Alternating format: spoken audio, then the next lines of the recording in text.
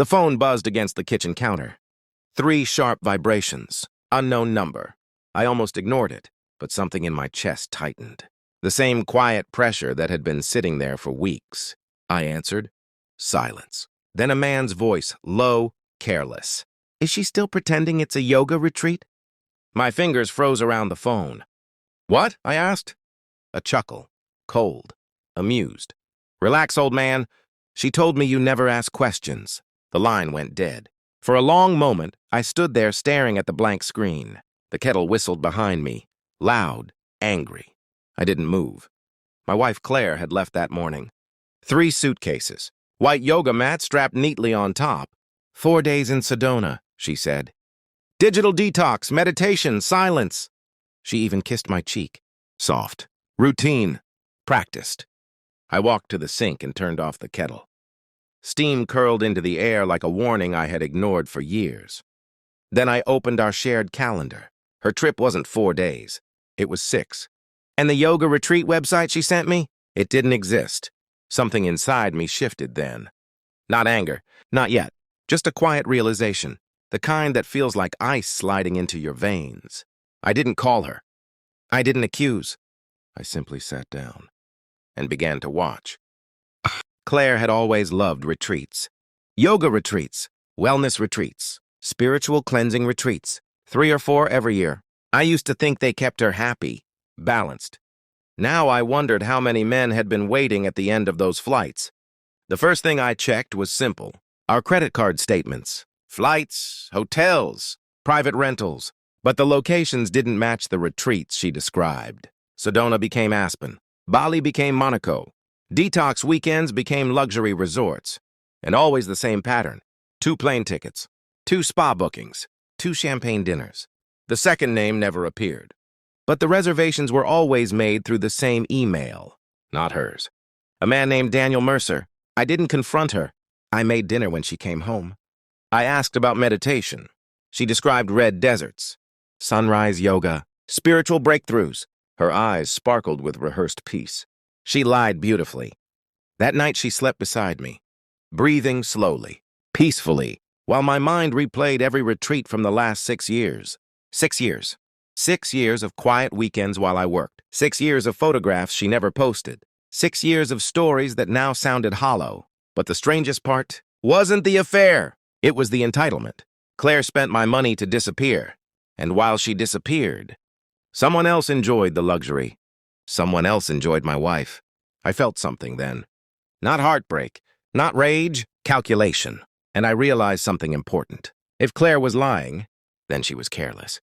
Careless people leave trails. Daniel Mercer wasn't hard to find. Corporate lawyer, high-end fraud defense, divorced. Reputation for charming clients and bending rules. He lived 3 hours away, but most of his weekends, he traveled.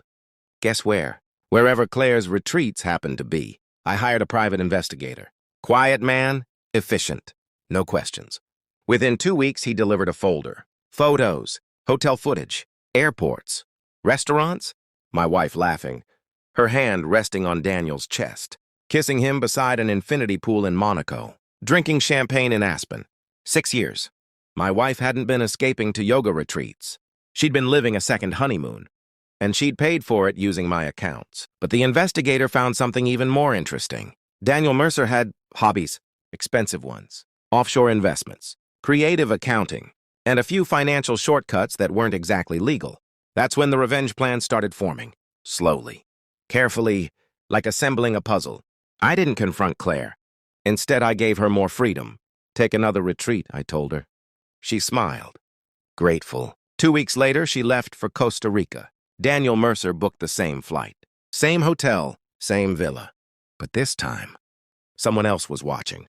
The authorities, because 3 days earlier, an anonymous file had landed on the Financial Crimes Unit's desk, complete with documentation, shell companies, hidden transfers, offshore laundering, all signed with Daniel Mercer's digital trail. I didn't invent his crimes. I simply organized them and gave them light.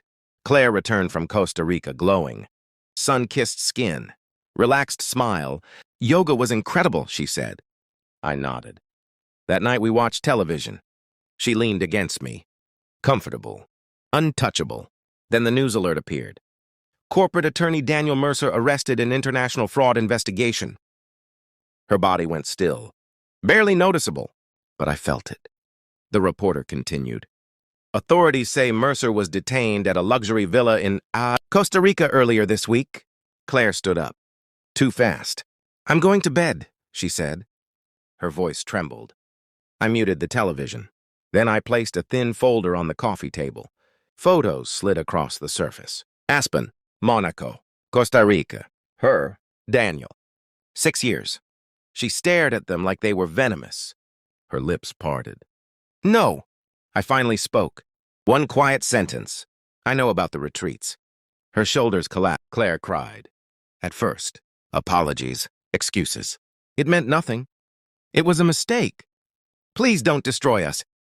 But I remained seated, calm, watching, because the real revenge hadn't even begun. A few days later, Thanksgiving approached. My son called. Then his wife. My daughter-in-law. Her voice sharp, mocking. If you want to join Thanksgiving, come wash the dishes. I smiled into the phone. Enjoy. And I hung up. The next morning, I posted a photo online. A quiet photo. Snow-covered mountains. A glass balcony. And a caption. Morning from my new villa in Switzerland. The house I bought after liquidating our shared assets. Legally. Efficiently.